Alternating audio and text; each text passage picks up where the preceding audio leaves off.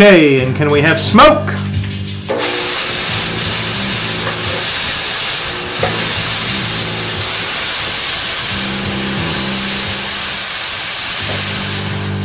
Action, Chris!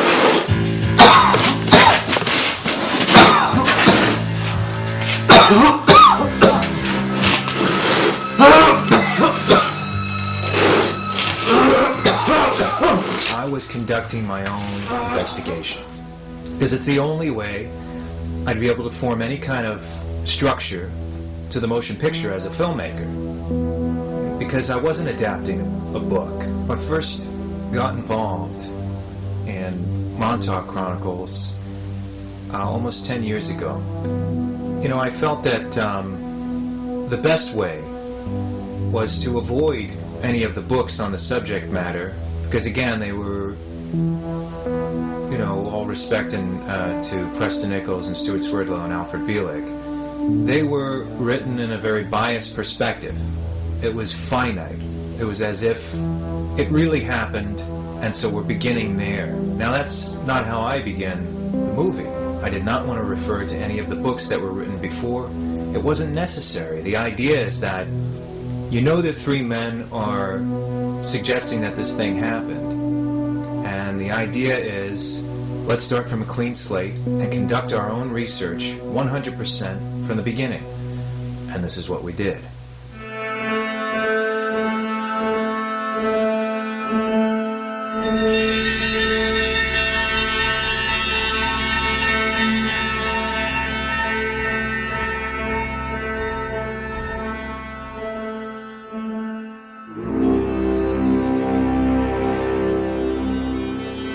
We wanted to keep things organic in certain areas, but we wanted to be well planned. And the idea was to start from scratch with the knowledge I collected over the years making the first movie. And I knew what I wanted to ask this time around, and I knew what I wanted to try and discover along the way. And so it became clear to me what this movie needed to be, and what it needed to be, and what it is a vessel for you to experience an investigation of the alleged Camp Hero experiments. Characters were written, dialogue was written, I casted the film accordingly.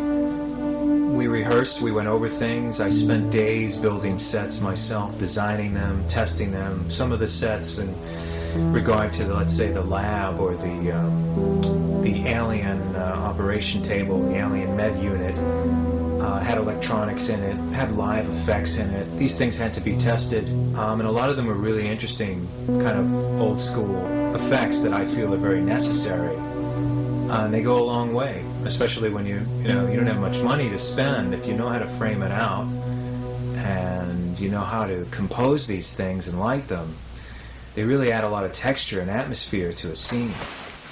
Everybody ready? Everybody ready? Yep, ready. Okay. Action!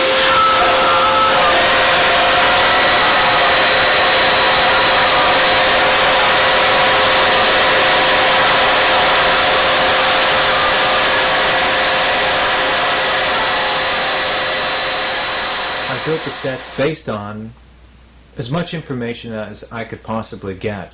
And I spent a lot of time really thinking about what these things would do, like the alien med unit itself, each implement. What exactly was it doing in there? What was that gray alien using it for? And so I guess I built it as sort of like a very advanced MRI system.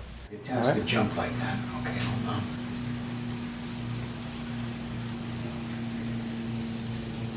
Okay, now Robbie, smoke. Keep it going. Consistent, don't take your finger off.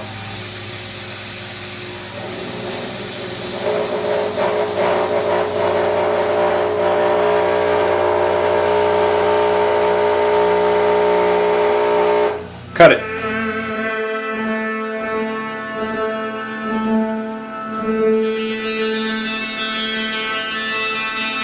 Try and close it as best. Okay, just do it.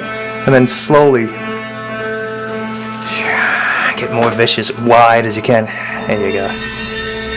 Getting to play these characters reminded me a lot of the old silent horror and sci-fi films like Metropolis and Nosferatu, where you kind of have to play these silent roles and be this pronounced character, but it's very quiet and very dark.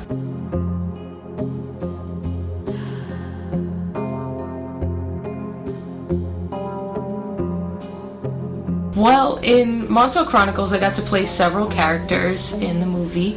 I played the alien, the being of light, and the monarch queen. Becoming the alien was really interesting. It's something that I've never done before, and it's certainly not anything like getting dressed up for your typical Halloween. I have a background in special effects makeup, and it's so exciting to me whenever there's an opportunity to work with makeup artists. It seems to be the best way, in my opinion, to have it done practically, to have something literally functioning on set. The process of becoming the alien was really interesting. I had to get my face casted. So this was done, of course, by casting Crystal's head in a substance called alginate, which was reinforced by plaster bandages. And eventually, cement is poured inside the mold, where a positive of Crystal's face, an exact replica, is pulled from the mold. And on that positive is the basis of the sculpture for the alien, which was created by Paul and Marissa. The idea of this gray alien was that I wanted it to be somewhat decrepit and angry and malevolent. And I wanted it to reflect that dingy, horrible, evil place, because only true evil can, capture and murder hundreds of thousands of children in the name of science. This is what I wanted reflected in that alien, so we thought of it having teeth. I wanted it to be biomechanical. I wanted it to drool and snarl. Things we don't normally see with the traditional gray aliens that are always described. And I just wanted the film to have its own unique feel as well. The makeup process was very long. I think it took a number of about 7 hours to apply the makeup to Crystal.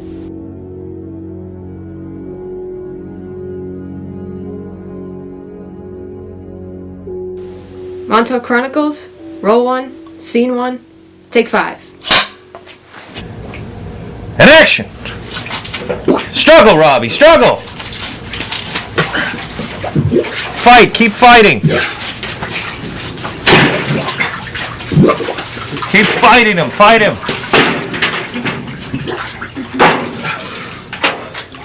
Sorry. So I saw it as dark, and dank, and dirty, with sediment on the ground, and I never saw it as like this pristine facility. If a place like this did exist, or does exist, it wouldn't be fully conscious of being cosmetic. Meaning, in other words, they wouldn't really care what the place looked like. It's just about the purpose of the experiments. It's not like even some hospitals where they need to be somewhat cosmetically appropriate because citizens are walking in, taxpayers are going in, they're dealing with doctors, everyone's uniformed.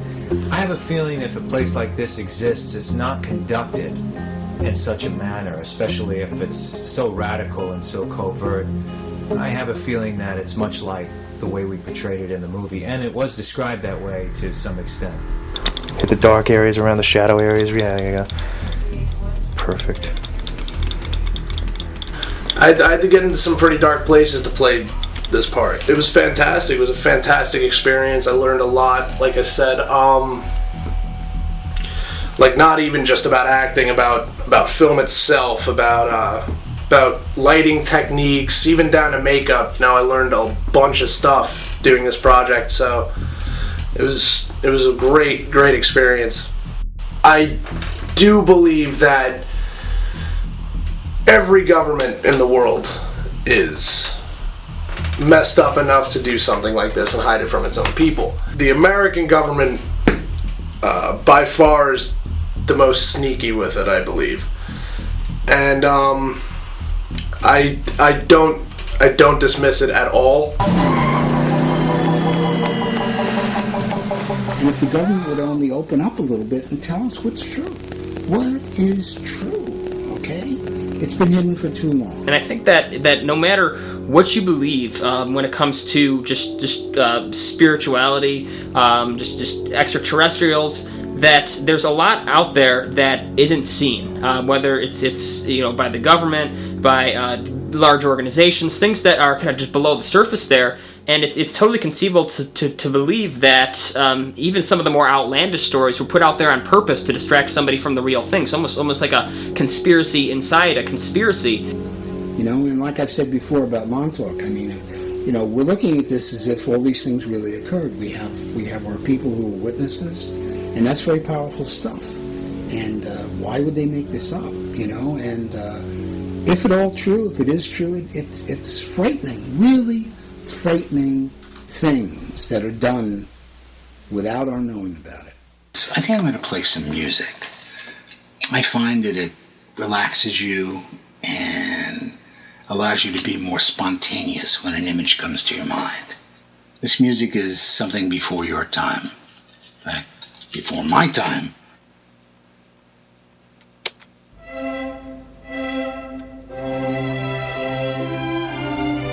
And in regard to Jack Pruitt, who's a total mystery, we had no reference point whatsoever, and not many ideas. It's just a kind of a story of him that Preston Nichols told. I was thinking of having a sort of like an uncle character, someone you could trust, because the idea was the Pruitt character would represent the programmers that were sent in to win the trust of the Montauk boys after they were severely beaten and brought through this Monarch programming stage. So Jack Pruitt would represent all of those guys in this story, just to get the story across better and in a shorter period of time. The movie's already 2 hours long, and it would be probably, numerous installments if we were to tell every little detail, and there weren't many details to go on to begin with. You're looking down at him. I want you to reach in your breast pocket, grab it, and go for it. So we did just about anything Chris needed us to do. And not to mention Robbie, who... Robbie at one point is lying in a pit with every form of cephalopod and spider and arachnid is crawling over his body, and he's going, "Oh my God, I gotta scratch the sound." Action, hold your breath.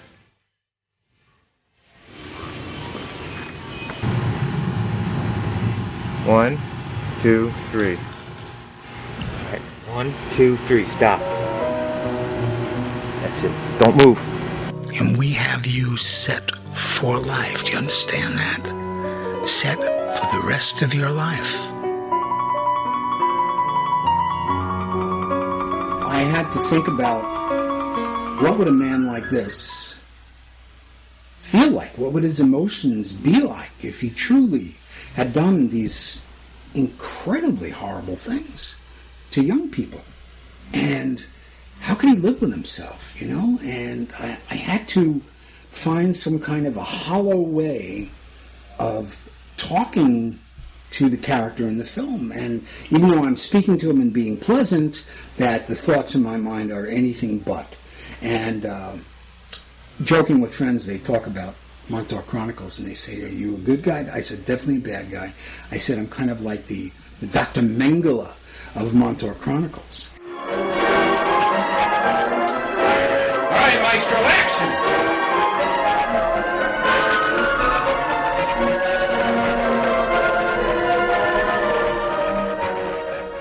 What we had working here was Christopher, extremely focused, knew exactly every single thing and shot that he wanted to get.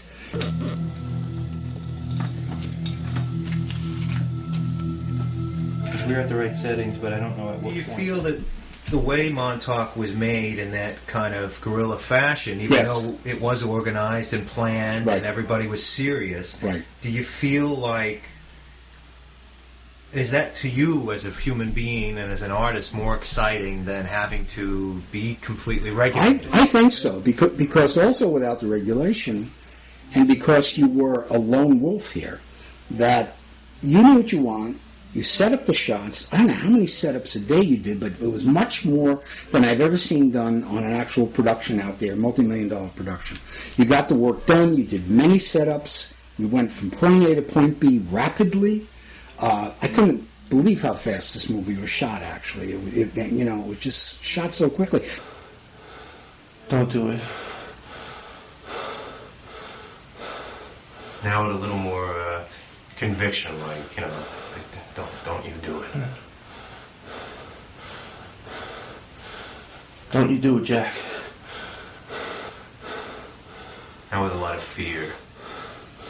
Jack, don't do it. Jack, don't do it. And try to be a little angry on the next one. Jack, don't do it. Almost warning him, like, I'll shoot too. Jack, don't do it. Almost give him a little more of a warning, like, Jack, don't do it. Jack, don't do it.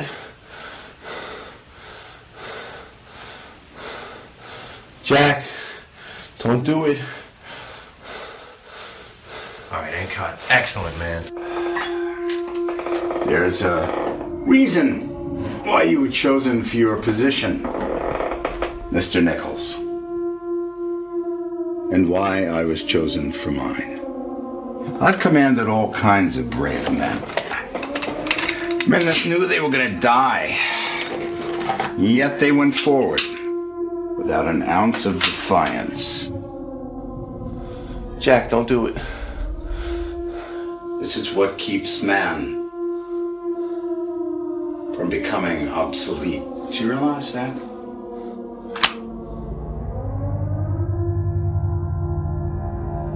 Don't you do it, Jack. Like I said, I'm open-minded. I know there's things going on like that around the world, government-controlled projects and stuff that we don't know about.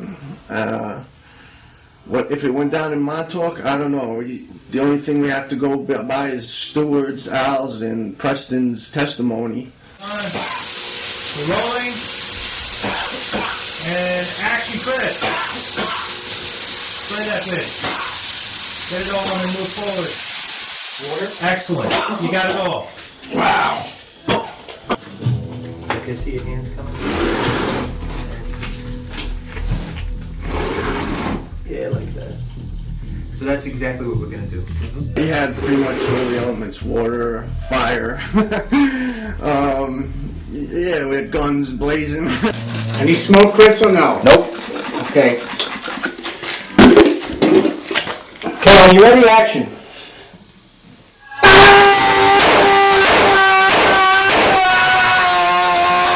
And cut. But yeah, it was kind of fun. I'm glad it turned out like that. It wasn't a boring role, to say the least. But I was just trying to recreate what Preston was going through and at the time. Action everything! Okay,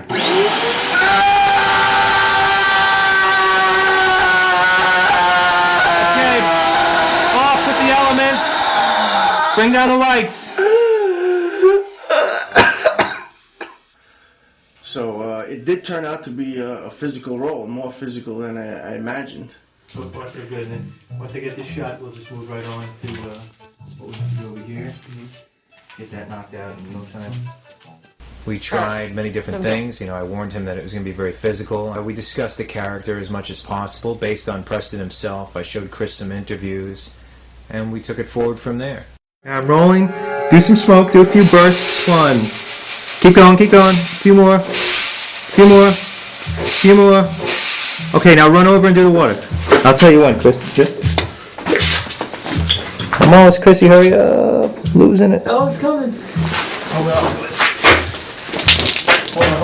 Go ahead.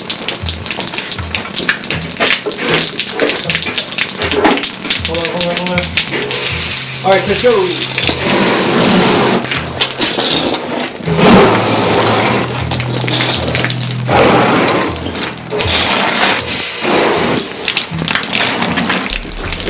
And cut.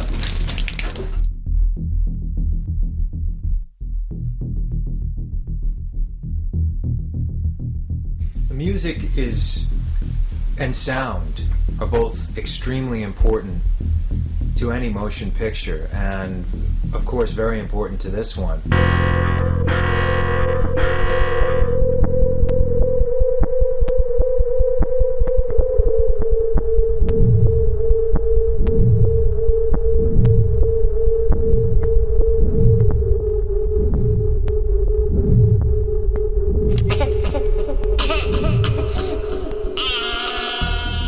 So I really thought about how the music was going to be, how it needed to be, and how the sound needed to be.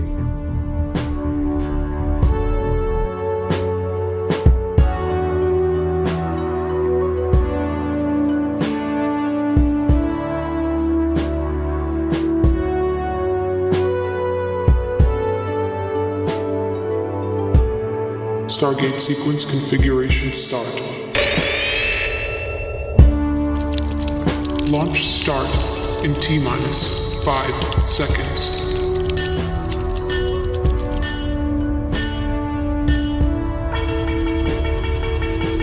Some of the music that I made was experimental and without seeing a frame of the picture. But other music was created specifically for scenes in the movie and characters in the movie.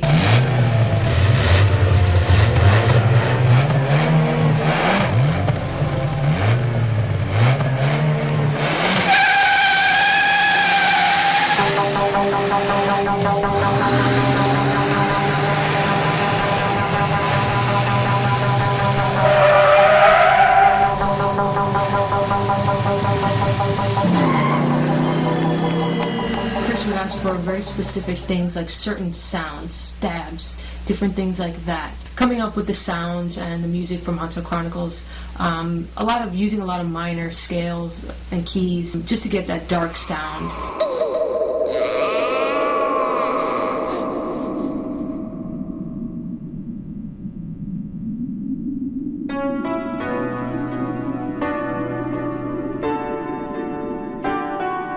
Synth really lends itself well to those kinds of themes, and you can make sounds with a synth that you can't get from any other instrument that we know of. What does horror sound like? What does torture sound like? Those were the kind of abstract themes I was trying to sort of enhance and create as in tandem with the picture.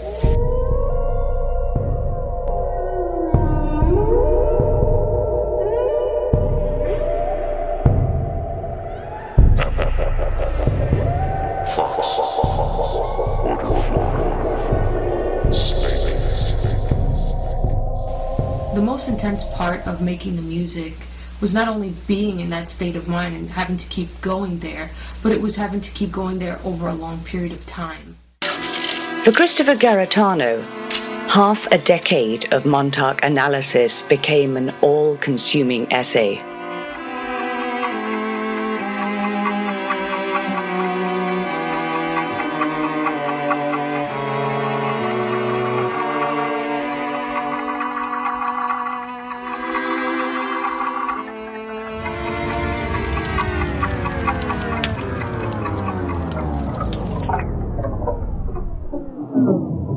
When I saw the footage for the first time, that was really what struck me when it came to just merging what I knew about the conspiracy, when I had read about the conspiracy, with what director Chris Garetano, what he had shot, and to say, look, wow, those were those places that I wrote, that I was reading about. This place, it kind of brings a physical, I guess, almost a humanity to the story. To when you can see that you're involved with somebody who is out there and researching, and who has done on the ground research. And I did a little on the ground research, but really nowhere near as what some of the people in the film had done, what Chris had done. And I think when you see the footage for the first time, you really get a sense of hopelessness, I suppose.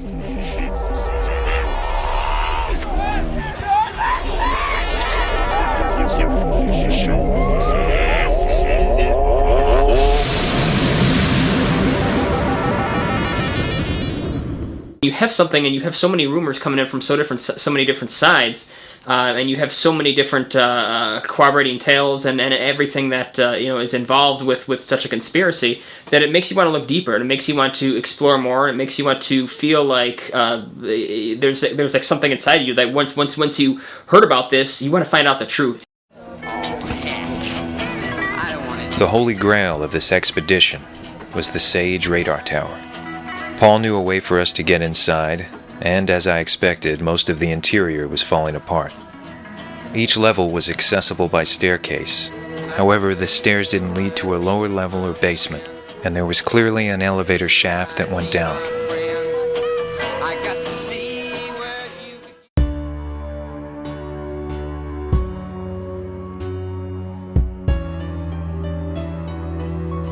The most I've ever learned about anything, or about people, or about myself was making this movie. I hope it shows in the work, but even if it doesn't, it's just something that, as a personal journey, was so important to me. And I'll never forget this experience, and I think that every movie that I make from now on, my early education, and not counting film school, but my greatest education was making Montauk Chronicles as a movie maker. To date, my most incredible, and probably for the rest of my life, the most important, no matter how much I learn from now on and how good I get or whatever, making this movie was probably the most important and seminal experience for the rest of my life and the rest of my career. I'm just so grateful for all of it, for all the people that worked on this movie, and for the entire experience alone. No matter how painful it was, I'm so grateful for the experience. Fox. Apple. Apple. Infinity. Infinity. Butterfly. Butterfly. Fox. Fox. Apple. Apple. Infinity. Infinity. Tree. Tree. Fuck you. Fuck you.